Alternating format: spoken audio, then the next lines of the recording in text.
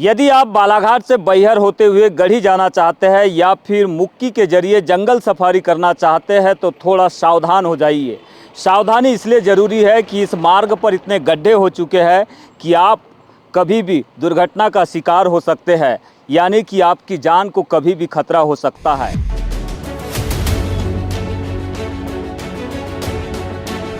आइए कुछ लोगों से चर्चा करते हैं और समझते हैं कि उन्हें इस रोड पर चलने में क्यों जान की सेफ्टी समझ में नहीं आती है, क्यों उन्हें यहाँ से स्वास्थ्य शिक्षा के लिए अगर बैहर बालाघाट जाना हो तो अपने परिजनों को यहाँ पर खोने का डर बना रहता है। क्या स्थिति बन जाती है? यहाँ बहुत बुरा स्थिति है। ये नेता लोग कुछ नहीं कर पा रहे हैं। कान्हा भी या नहीं, ये भी या नहीं, कुछ नहीं कर रहा है। हैं रोड इतना सकीरन दे रहे हैं। फास्ट वाले को आप बोलिए, नेता कौन है उनको बोलिए आप। अच्छा। क्यों वसूली कर रहे हैं? ये व्यवस्था इन्हें बनाना चाहिए उन लोगों को। बैहर से गढ़ी रोड के ये हालात है कि यहाँ पर लोग चलते कम है, सर्कस ज़्यादा करते हैं, करतब ज़्यादा दिखाते हैं। और इसकी वजह है कि इस मार्ग पर इतने अनगिनत गड्ढे हो चुके हैं कि आवाजाही करने वाले आम नागरिकों को बेहद कठिनाइयों का सामना करना पड़ रहा है। बीमार हो, अस्पताल ले जाना हो, क्या दिक्कतें उठानी? बहुत दिक्कत आती है सर, क्योंकि रोड खराब है, इसमें से बहुत दिक्कत आती है। लेकिन अब क्या करोगे, जाना पड़ता है। जाना पड़ता है जी सर। कोई अपेक्षा है आपकी शासन प्रशासन से, सरकार से, आपके क्षेत्र के चुने हुए जनप्रतिनिधियों से, विधायक सांसद से कि इस मार्ग को लेकर ठीक कराएं करके तो कई बार बोल रहे हैं सर, लेकिन अब वही है, सुनते नहीं है। सुनते नहीं। बड़े गड्ढे हैं, बड़े गड्ढे हैं इस राह में, बाबूजी धीरे चलना, गाड़ी में जरा संभलना। बड़े गड्ढे हैं, बड़े गड्ढे हैं इस राह में। 1954 में रिलीज हुई गीता दत्त की फिल्म का यह गाना बैहर गढ़ी मार्ग पर इतना सटीक बैठता है कि आप भी सड़क पर चलते हुए इस गाने को गुनगुनाने से नहीं बच सकते। ये वो सड़क है जिस पर सैलानी लाखों रुपए खर्च करके मीलों चल के कान्हा नेशनल पार्क पहुंचते हैं, लेकिन सड़क की स्थिति ऐसी हो गई कि सड़क में गड्ढे है या फिर गड्ढे में सड़क है, जजमेंट करना बड़ा ही मुश्किल लगता है। कहने का मतलब ये है कि कब, कहाँ और किस घड़ी में आपकी गाड़ी के नीचे गड्ढा आ जाए और आप दुर्घटना का शिकार हो जाए, कुछ भी कहा नहीं जा सकता। हैरानी की बात तो यह है कि इसी मार्ग पर देश का विख्यात नेशनल पार्क है, जहां रोजाना सैकड़ों लोग जंगल सफारी के लिए आते हैं और प्रधानमंत्री नरेंद्र मोदी की सोच को दर्शाता सांसद का गोद लिया आदर्श गांव गढ़ी भी यहीं पर खत्म होता है। लेकिन विडंबना देखिए कि लोगों की सुरक्षा और जान की दुश्मन बन रही इस सड़क को बनाने के लिए किसी के पास फुर्सत नहीं है। यही वजह है कि लोग विधायक से लेकर सांसद और शासन प्रशासन से बेहद खपा नजर आ रहे हैं। तो आगे जाना पड़ता है यहाँ से बालाघाट तक, बहुत चीज़ें की जाना पड़ता है। सबसे ज़्यादा डिलीवरी वालों को परेशानी है, बहुत से। पर जैसे यहाँ से टोपला जा रहे हैं, उनके ऑटो में जाते हैं तो उनके लिए परेशानी है, हर एक चीज़ें के लिए परेशानी है।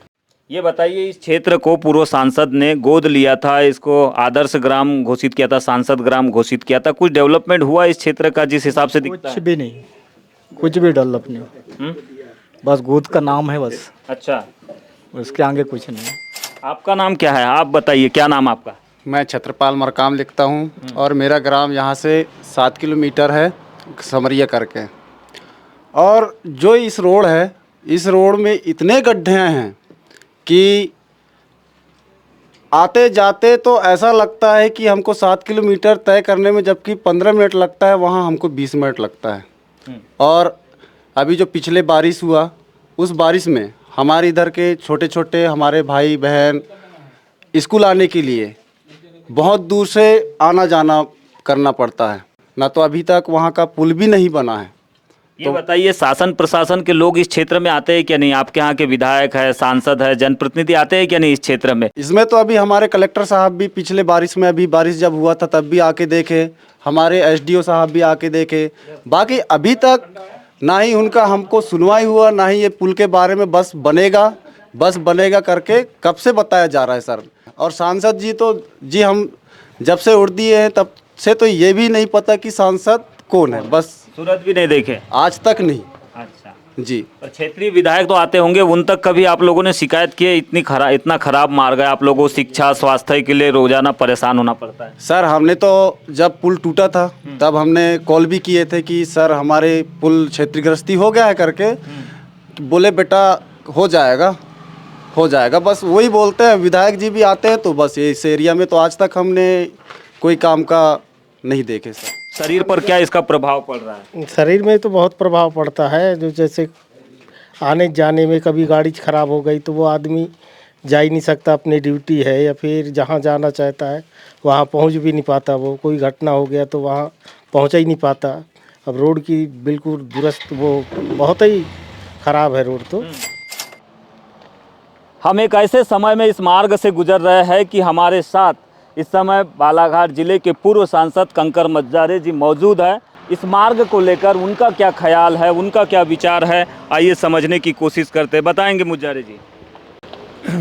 ये गढ़ी से आपका काना पार्क आके बैयर होके बालाघाट तक जाता है और गढ़ी में कम से कम जो है 60-70 हज़ार की जनसंख्या निवास करती है और यहाँ पर कोई आवागमन की कोई सुविधा ही नहीं है।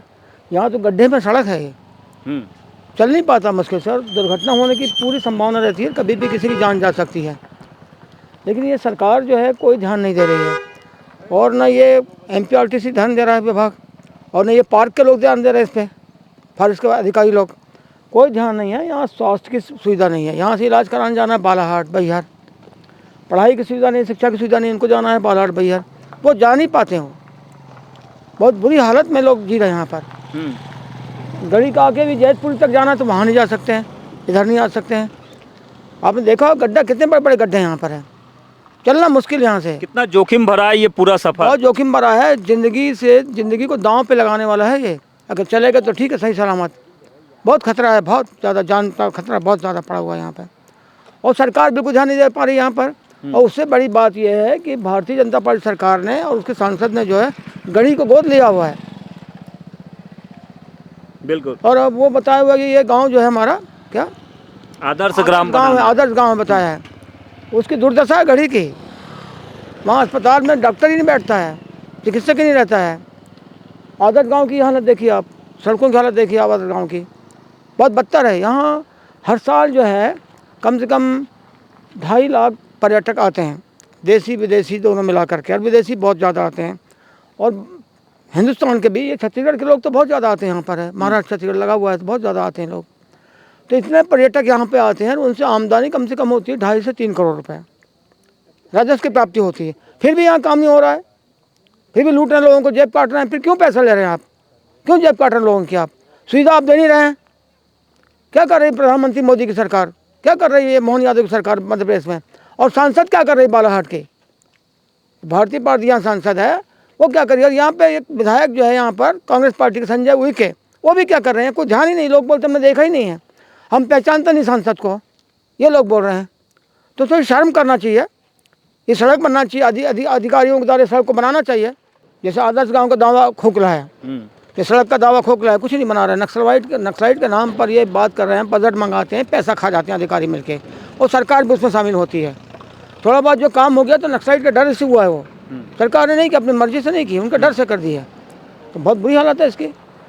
तो ये पूर्व सांसद कंकर मुज्जारे है और इनका सीधा आरोप है सरकार पर, यहाँ के जनप्रतिनिधियों पर, अधिकारियों पर, कि एक तरफ सरकार दावा करती है कि हम आदर्श ग्राम बना रहे हैं, हम नक्सल प्रभावित क्षेत्र का सस्टेनेबल डेवलपमेंट कर रहे हैं, इंफ्रास्ट्रक्चर डेवलपमेंट कर रहे हैं, लेकिन एक बड़ी आबादी जो रोज़ाना इसी मार्ग से होकर गुजरती है, उन्हें यहाँ से चलने में जान की जोखिम बनी हुई है।